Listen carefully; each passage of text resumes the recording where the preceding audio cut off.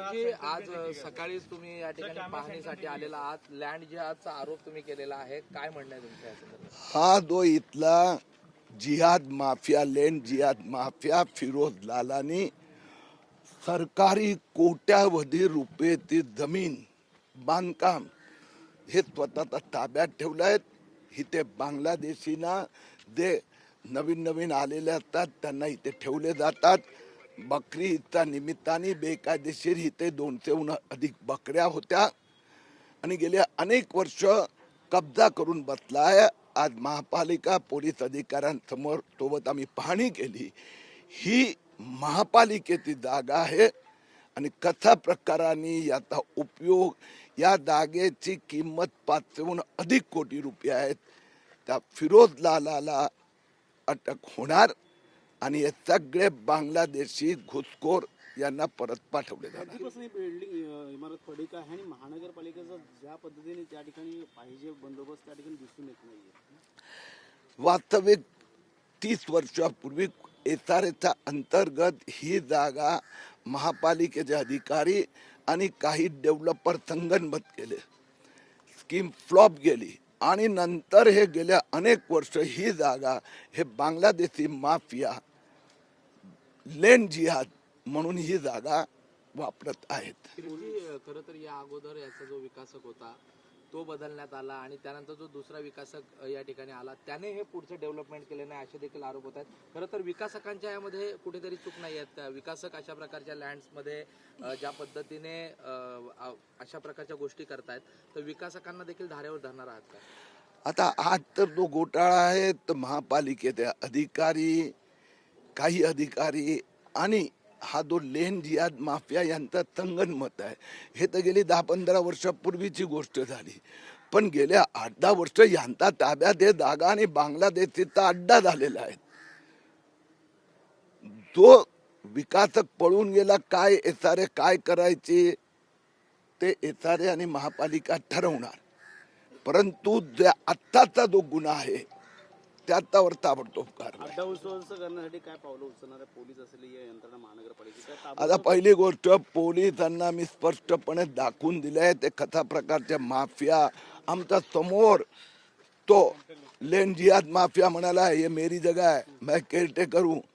म्हणजे सरकारी जागा आणि महापालिकेचा अधिकारी व्यवस्थित होमवर्क करून आलेले. ही जागा महापालिकेच्या ताब्यात, एस्टेट डिपार्टमेंटच्या ताब्यात आहे आणि त्यात ज्या पद्धतीने हे जे लँड गिळकृत करणं वांद्रा पूर्वला हेच झालं होतं बँड्रा टर्मिनसमध्ये, असंच तेच इथे आहे.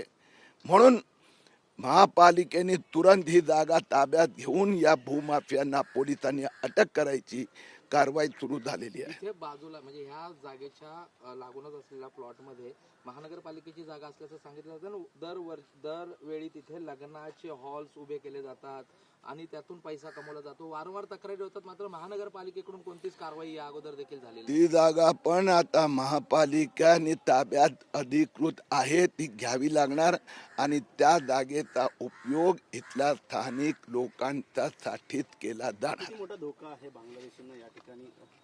इथे तर अड्डे होते. काल 200 बकऱ्या होत्या इथे. बकरीचे बेकायदेशीर कत्लेआम करण्यासाठी पोलीस अधिकाऱ्यांनी ताब्यात घेतल्या. तर म्हणून हे तर अड्डाच झालेला आहे बांगलादेशींचा. हा जो विक्रोळी पार्क साईड तुम्ही बघितलं काल, ज्या बेकरीत 13 वर्षाचा माझा दलित मुलीचा वर बलात्कार झाला, ती बेकरी पण पाडण्यात आली. म्हणजे इतके वर्ष होती ना ती.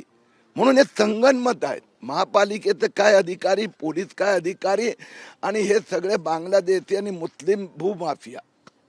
गोवंडी झालं अगोदर, त्यानंतर वांद्रे झालं, आता पार्क साईट आहे. मुंबईमधल्या अशा अनेक सरकारी जागा गिळंकृत केल्याचं पाहायला मिळतंय. मात्र आता त्या ठिकाणी कारवाई होताना पाहायला मिळते आहे. कारागृह उभं केलं जाणार आहे. बीकेसी आता वांद्रे टर्मिनस या ठिकाणी रेल्वेचं एक्सपांडेशन होईल.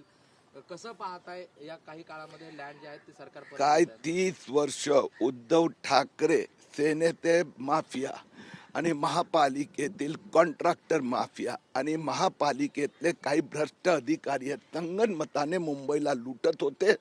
सरकारी जमीन ताब्यात आता भाजपचं शासन आलेलं आहे आणि मुख्यमंत्री देवेंद्र फडणवीसचं स्पष्ट म्हणणं आहे या तगड्यांवर कारवाई होणार. सर, एक राजकीय प्रश्न आहे. जरांगे पाटील यांनी पुन्हा उपोषणाला सुरुवात केलेली आहे मराठा आरक्षण संदर्भात. पाहिलं तर सरकारकडनं आता लाड यांच्या जागी आता विखे पाटील जाणार आहेत, त्यांना बाजूला करण्यात आलं. कसं बघता सरकार त्यांना दिलासा, उभर उन्हामध्ये ते एका ठिकाणी बसणार आहे शेतामध्ये. आता या विषयाकडे राधाकृष्ण विखे पाटील यांना मुख्यमंत्र्यांनी गेले अनेक महिने जबाबदारी दिली आहे. समजवणार, मार्ग काढणार, न्यायालयात लवकर निकाल यावा यासाठी सरकार पुन्हा एकदा प्रयत्न करणार.